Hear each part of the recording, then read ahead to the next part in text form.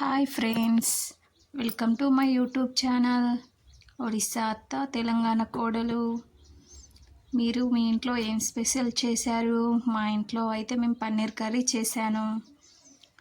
నేనైతే ఒక పావు కేజీ వరకు పన్నీర్ అయితే తీసుకొని చిన్న ముక్కలుగా అయితే కట్ చేసుకున్నాము. గ్రేవీ కోసం అయితే 5-6 టమాటాలు, 2-3 ఉల్లిపాయలను ఇలా ముక్కలుగా కట్ చేసుకోవాలి. గ్రేవీ కోసం పల్లీలు కూడా వేసుకుంటే గ్రేవీ అనేది చిక్కగా ఉంటుంది. తర్వాత ఒక కడాయి పెట్టుకొని కడాయి వేడైన తర్వాత పన్నీర్ వేయించుకోవడానికి కొద్దిగా ఆయిల్ వేసుకోవాలి.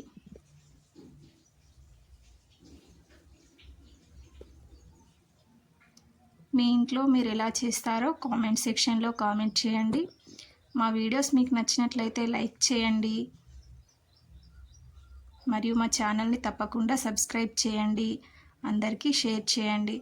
చూడండి, పన్నీర్ ఇలా బ్రౌన్ కలర్ వచ్చే వరకు వేయించుకోవాలి. ఇలా బ్రౌన్ కలర్ వచ్చేసిన తర్వాత ఒక ప్లేట్లోకి తీసుకోవాలి. ఇందాక కట్ చేసి పెట్టుకున్న ఉల్లిపాయ ముక్కలను ఆయిల్లో వేసి ఫ్రై చేసుకోవాలి. అలా డైరెక్ట్గా మిక్సీ చేసుకుంటే కర్రీ అనేది కొంచెం పచ్చి స్మెల్ వచ్చేస్తుంది.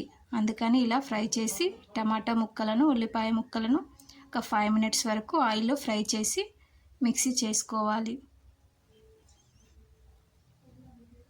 చూడండి, ఇలా అయితే పేస్ట్ తయారైపోయింది. మళ్ళీ అదే కడాయి పెట్టుకున్నాము.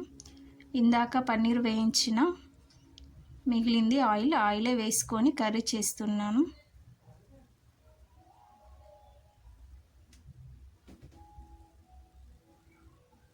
కొంచెం తక్కువ పడింది కాబట్టి ఇంకొద్దిగా ఆయిల్ వేసుకున్నాను.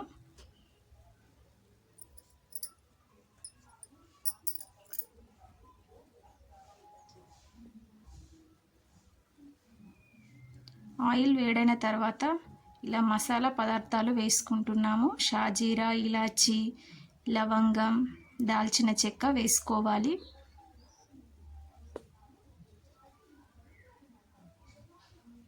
ఇంకా 2-3 పచ్చిమిర్చి కట్ చేసి వేసుకోవాలి.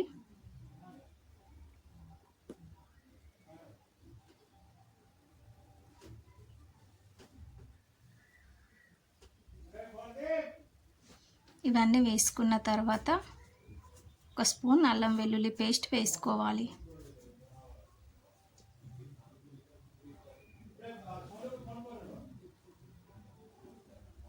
ఇవన్నీ ఒకసారి మంచిగా కలుపుకోవాలి.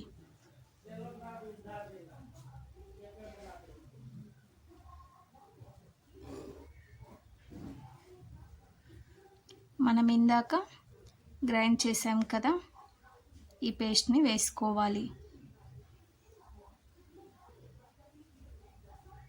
1 స్పూన్ వరకు అయితే పసుపు వేసుకోవాలి.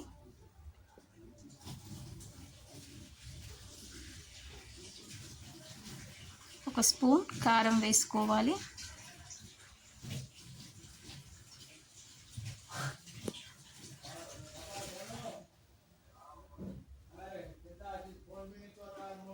ఒక స్పూన్ సాల్ట్ వేసుకోవాలి.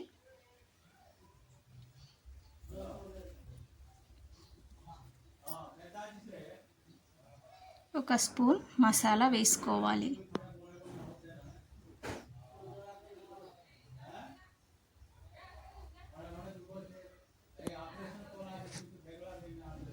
ఇవన్నీ వేసుకున్న తర్వాత మంచిగా కలుపుకోవాలి.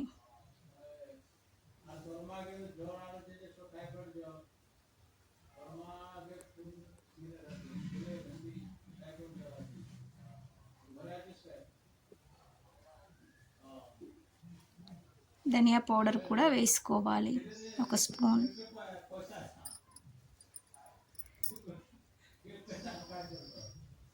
మీ ఇంట్లో మీరు ఎలా చేస్తారో కామెంట్ చేయండి.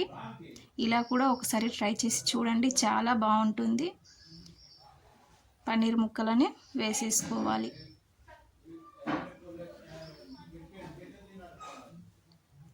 పన్నీర్ ముక్కలు వేసుకున్న తర్వాత ఒక 2 నిమిషాలు మూత పెట్టి ఉడికించి చివర్లో కొత్తిమీర వేసుకుంటే పన్నీర్ కర్రీ రెడీ అయినట్లే.